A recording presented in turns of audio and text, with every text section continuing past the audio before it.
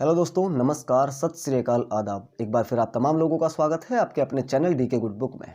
उम्मीद है सब अच्छे होंगे। और सबसे पहले तो मैं आपसे क्षमा चाहता हूँ, सॉरी बोलता हूँ, क्योंकि इस बार वीडियो थोड़ा सा लेट हो गया है। आगे से कंटिन्यू वीडियो आएगा।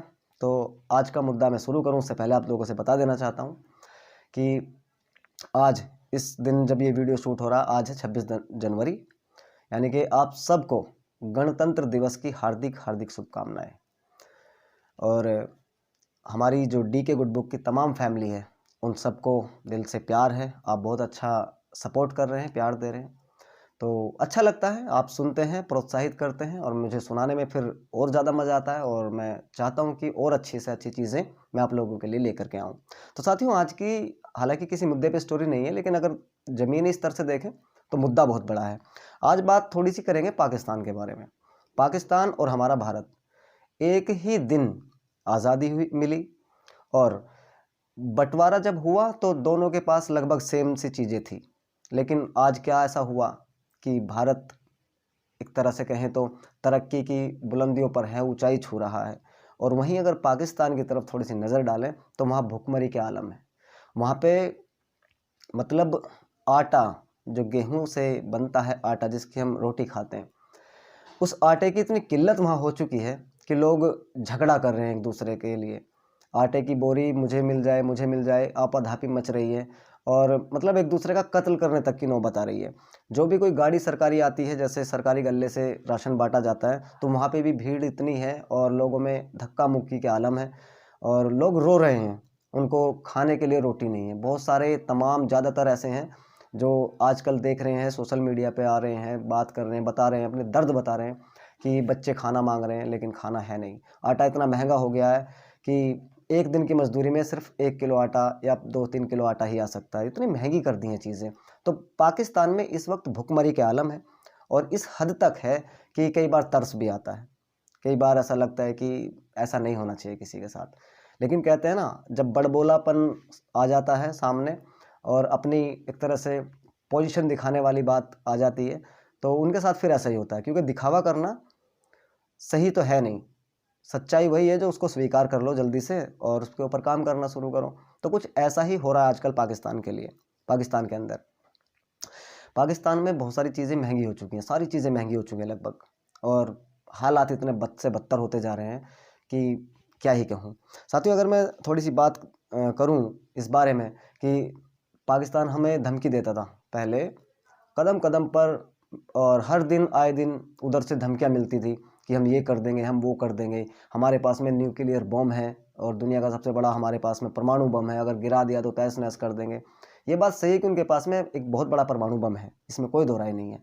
लेकिन उन्होंने अपने देश के लोगों के लिए क्या किया? जितने भी वहाँ पे हुक्मरान आए, जो राज करने वाले लोग आए, उन्होंने उनके लिए क्या किया? आज पाकिस्तानियों से किसी से पूछता है कोई पत्रकार, तो वो कहता है कि किसी ने कुछ नहीं किया।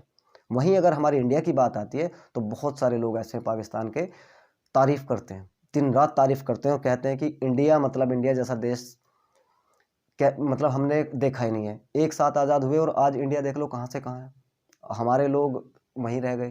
तो पाकिस्तान में वो ऐसी ऐसी चीज़ें चल रही हैं जो हमारे इंडिया ने 20 साल पहले, 30 साल पहले, 50 साल पहले छोड़ चुके ना, वो चीज़ें आज वहाँ पे अप्लाई हो रही हैं। अब आप देख लो कितना पीछे है, कितना पिछड़ चुका है, और आलम इतने बद से बदतर हो रहे हैं कि कई बार तरस आता है। इनके हुक्मरान कहते थे, जब धमकी देते थे कि हमारे पास में एक एक पाव के बम हैं, हमारे पास में आधा आधा पाव के बम हैं, जहाँ गिरा देंगे तहस नहस कर देंगे। वो सारी चीज़ें इनकी धरी रह गई।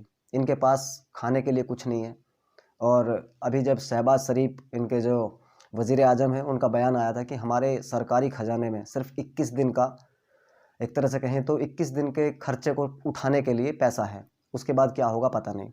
और ना जाने कभी किसके पास जा रहे हैं पैसा मांगने, कभी किसके, अमेरिका के पास, कभी चाइना के पास, कभी इंडिया से बात करने, हमसे बात करने की कोशिश कर रहे हैं, जो एक समय पे बात नहीं करते थे और अपनी एक तरह से कहें तो मरोड़ में रहते थे। आज मैं उनके बारे में बताना चाहूँगा आपको। वहाँ के वज़ीर आज़म शहबाज शरीफ ने कहा है कि पाकिस्तान अपना सबक सीख चुका है। ये बिल्कुल उसने ऑन रोड कहा, ऑन रिकॉर्ड कहा है कैमरे पे, कि पाकिस्तान अपना सबक सीख चुका है। भारत से हमने 3 जंग लड़ी और तीनों की तीनों हमें इतना बड़ा दुख दे करके गई, इतना बड़ा एक तरह से कहें तो कष्ट दे करके गई कि हमें मुंह की खानी पड़ी। और जितनी बार भी जंग हुई वो बर्बादी ही लेकर के आई।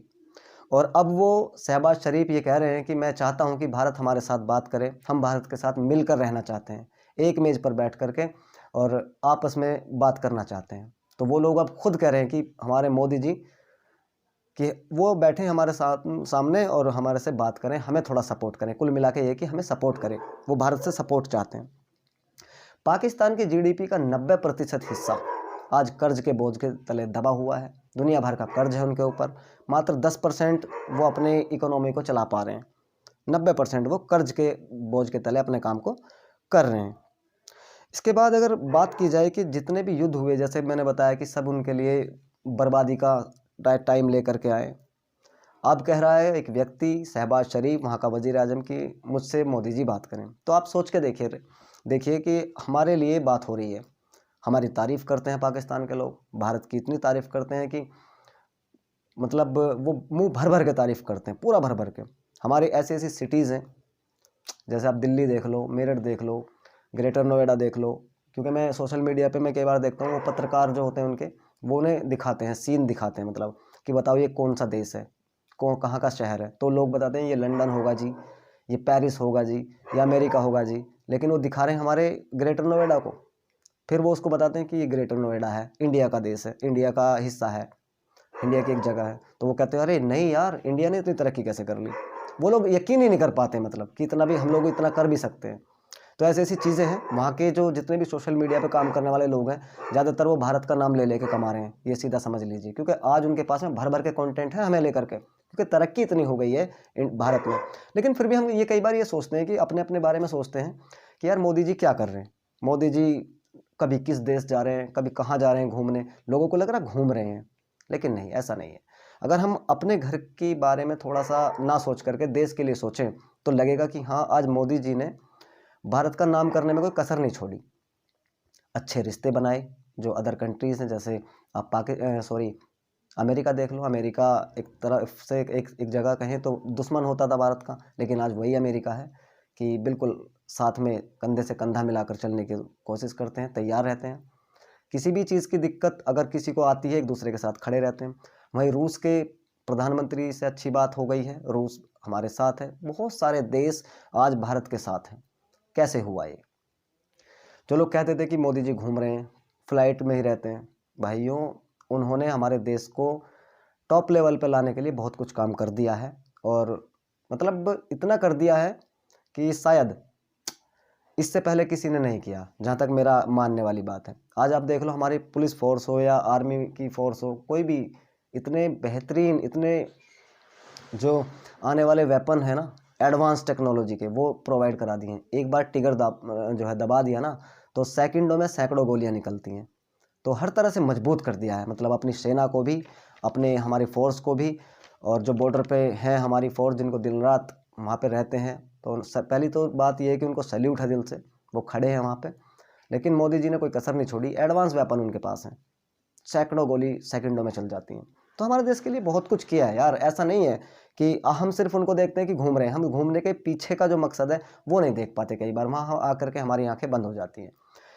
किसी का कोई फ़ायदा नहीं हुआ मान लीजिएगा, तो वो कहेगा नहीं हमारे लिए कुछ नहीं किया। नहीं भाई, ऐसा कुछ नहीं है, देश के लिए बहुत कुछ किया है। आज पाकिस्तान में जो हालात है ना, अगर कोई वैसा कैसा आदमी आ जाए हमारे देश में भी राज करने वाला, तो हो सकता है हमारा भी ऐसा ही हो जाए। आज कैसे हालात पाकिस्तान में, वो मैं बताऊंगा। कौन सी चीज़ें किस रेट वहाँ बिक रही हैं, आपको अंदाज़ा नहीं होगा। वहाँ पे 170 रुपये किलो आटा बिक रहा है, 170 रुपये किलो। हमारे इंडिया में क्या है, हमारे भारत में कितना है? इतने रुपए में 5 किलो आ जाता है, यानी कि 5 गुना ज़्यादा आटा, उतने ही पैसे में हम 5 गुना ज़्यादा ले रहे हैं। तो बताओ हमारे लिए क्या गलत कर दिया है? सब कुछ अच्छा ही हो रहा ना। वहाँ पे पूछ कर देखो, आटे के बारे में, आटे के लेकर के कितनी मारा मारी हो रही है, कितना कुछ हो रहा है, पता ही नहीं चलता।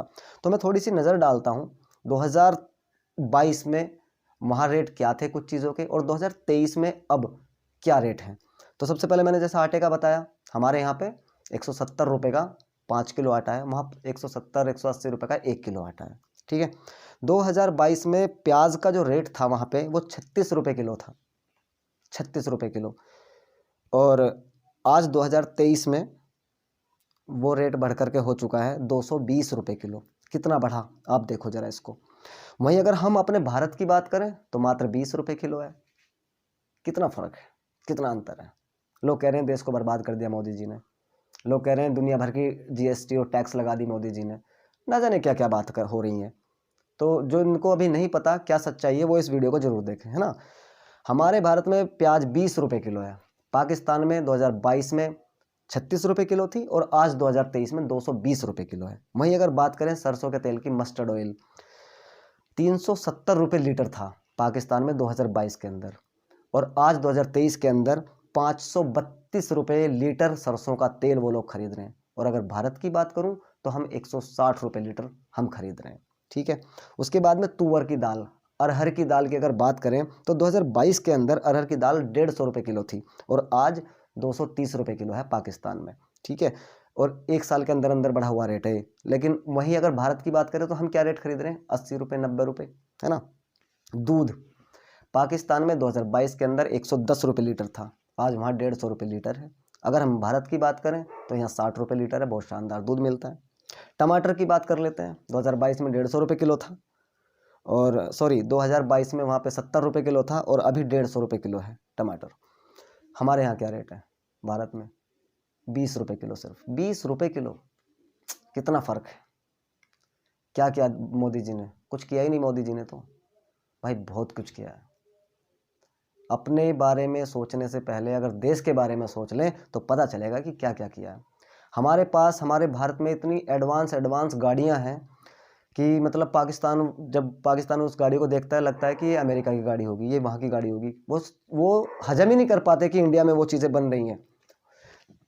पाकिस्तान में 70-80% लोग ये वाली बाइक चलाते हैं। देखो ये जो आ रही है ये 70 सीसी की है, ये हमारे यहाँ से कभी की गायब हो चुकी 70 सीसी वाली बाइक है, और आज वहाँ पे 70% पाकिस्तानी ये बाइक चलाते हैं।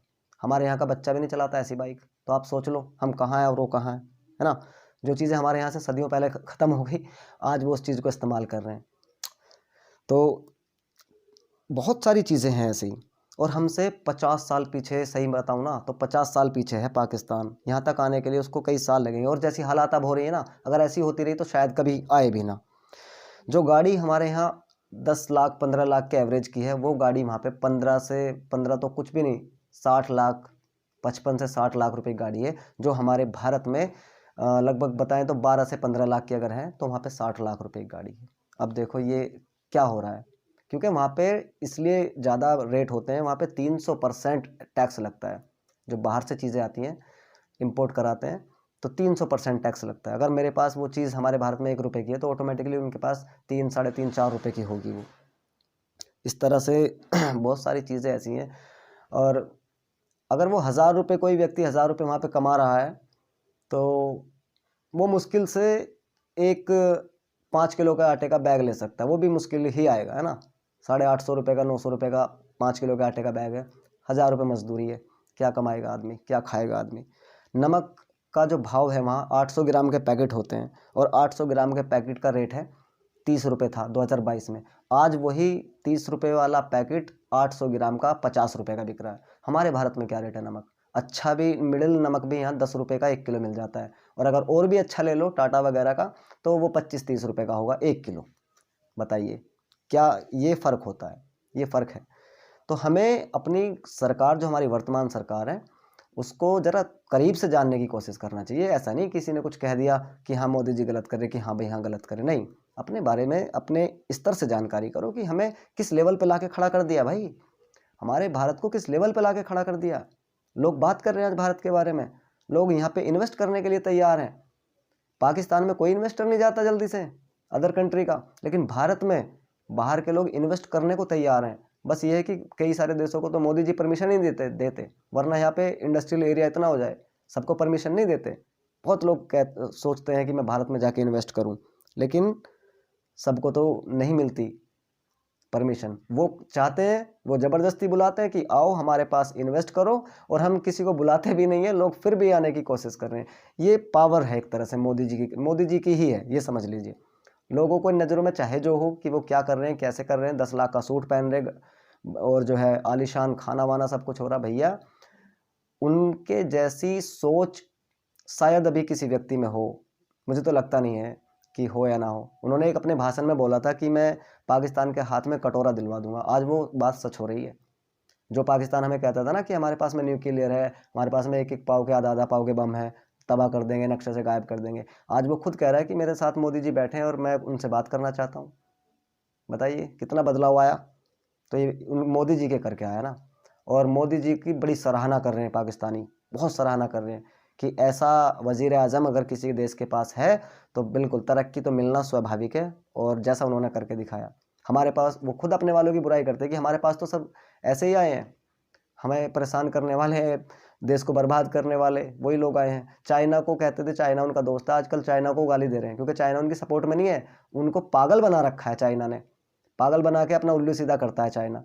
अब वो चीज़ें सब समझते आ रहे हैं पाकिस्तानी, जो ठीक ठाक एजुकेटेड व्यक्ति हैं, समझदार हैं, वो समझते आ रहे हैं कि चाइना उनका कभी भी भला नहीं कर सकता, ना कभी सपोर्ट करेगा, कुछ भी नहीं करेगा वो। तो वो अपना उल्लू सीधा कर रहा है सिर्फ। तो साथियों, ये आज की स्टोरी समझ लीजिए, मुद्दा समझ लीजिए, कुछ भी समझ लीजिए, मुझे लगा कि बताना चाहिए कि क्या हालात चल रहे हैं। मैंने एक वीडियो देखा था, तो आटे के लिए लोग लड़ रहे हैं वहाँ पे, एक दूसरे को मारने पे उतारू हो रहे हैं। कोई रो रहा है कि मेरे बच्चे रोटी मांग रहे हैं, वो कह रहे हैं कि अब्बा एक रोटी तो ला दो, रोटी नहीं है, वो रो रहा है। जेब में कितने पैसे हैं जी, उनको 30-35 रुपये पड़े हैं। इस तरह के लोग हैं वहाँ पे। मजदूर तबका ज़्यादा है आजकल। दुनिया ने जितनी तरक्की कर ली है ना, पाकिस्तान वो चीज़ें आज कर रहा है जो लोगों ने 50-50 साल पहले करके छोड़ दी, या 50 साल पहले वो चीज़ें गायब हो गई कंट्री से, हमारे देश से। आज वो पाकिस्तान में चल रही है, एक तरह से ट्रेंड में कहें तो उसमें चल रही है, देख लो। तो हम कहाँ हैं, वो कहाँ है, आप खुद अंदाज़ा लगा सकते हैं। खैर, और भी बहुत सारी बात है करने के लिए, लेकिन आशा करता हूँ बहुत सारी चीज़ें समझ में आई होंगी। तो बहुत शुक्रिया, धन्यवाद, थैंक यू सो मच। दोबारा मिलते हैं किसी और नए मुद्दे पर। और आप क्या ख्याल रखते हैं पाकिस्तान के बारे में, ज़रा मुझे कमेंट में बताना। और आप कहाँ से इस वीडियो को देख रहे हैं, अपने शहर का, अपने गांव का नाम लिख करके मुझे बताना। किस मुद्दे पे कोई वीडियो अगर आप लोग चाहते हैं किसी मुद्दे पर, तो उस मुद्दे को भी मुझे कमेंट में कर दीजिए, मुझे ईमेल कर दीजिए, और अगर वो सुनाने लायक होगा तो मैं ज़रूर सुनाऊँगा। तो दोस्तों, बहुत शुक्रिया, धन्यवाद, थैंक यू सो मच। और एक बार आपके लिए वही पुराने अंदाज में जो मैं आप लोगों की खिदमत में हमेशा पेश करता हूँ कि खुश रहो, आबाद रहो, जहाँ भी रहो जिंदाबाद रहो। Thank you so very much. जल्दी मिलते हैं किसी और दिन। जय हिंद, जय